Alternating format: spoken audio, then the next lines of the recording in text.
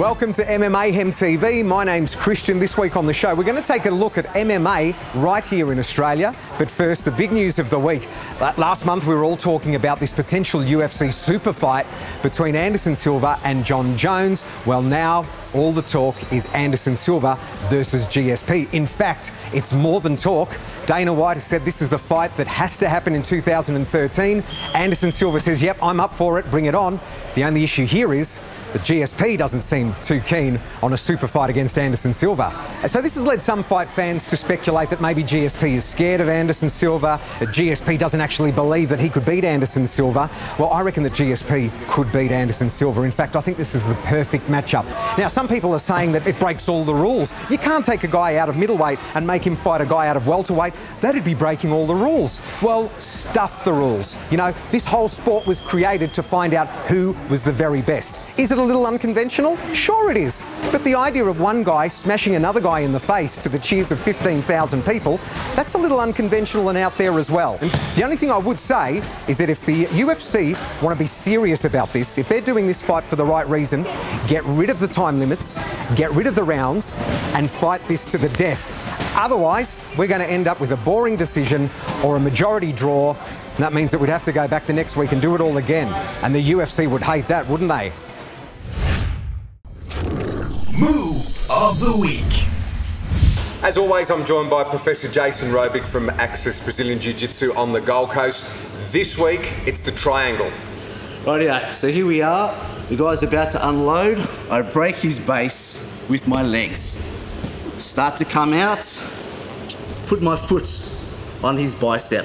So you notice that his arm's long. So as I climb, it makes it tighter. Kick my leg over the top. This leg starts to cut straight across his neck. So you'll see a lot of the time guys pulling their feet down because this guy's always trying to sit back up in posture again. We close the triangle. The choke's working because my hamstring is against the carotid artery on this side of his neck. His shoulder fills the space and cuts off the carotid artery on the other side of his neck once I transfer his arm. So at this stage it's stuck.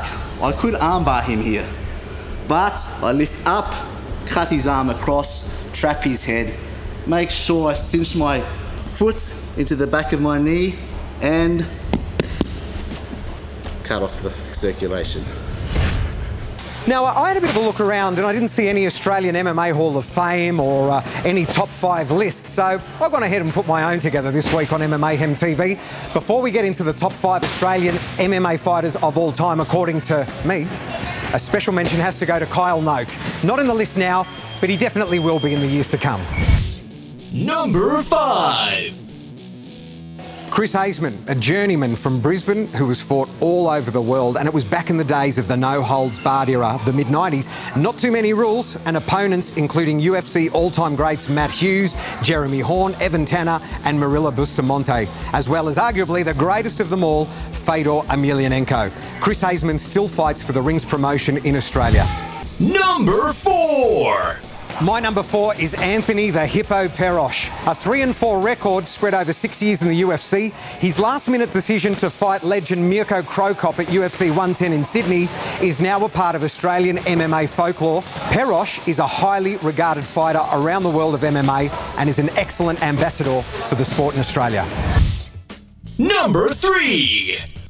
In late 2010, my number 3 was being widely touted as a legitimate title contender after a red-hot 6-win streak in the UFC welterweight division.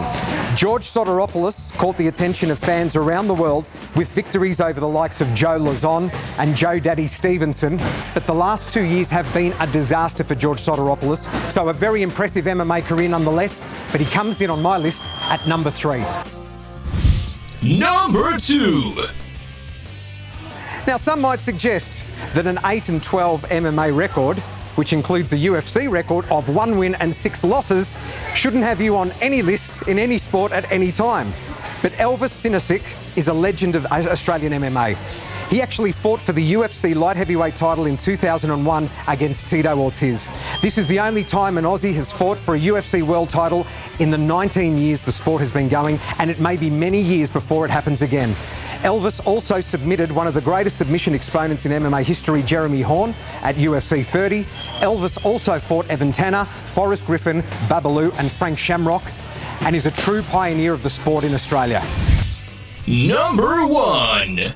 Now, I know this one will have a lot of you wanting to punch your screen, and though I desperately wanted to have my number 1, an Aussie-born and bred fighter, when you look at the career and the record of Cuban-born and now Aussie Hector Lombard, there is no doubt he is the greatest mixed martial artist who holds Australian citizenship.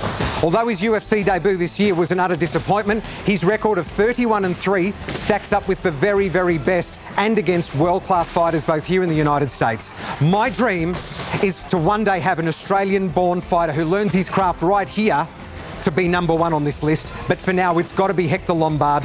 He is our very finest and has the potential to do anything in this sport. So you can let us know what you think of that list. Tell us the fighters that probably shouldn't be on it, or those that should be. Let us know on Facebook and YouTube, or we can sort it out Aussie style out in the car park. Catch you next week for another MMAYHEM TV.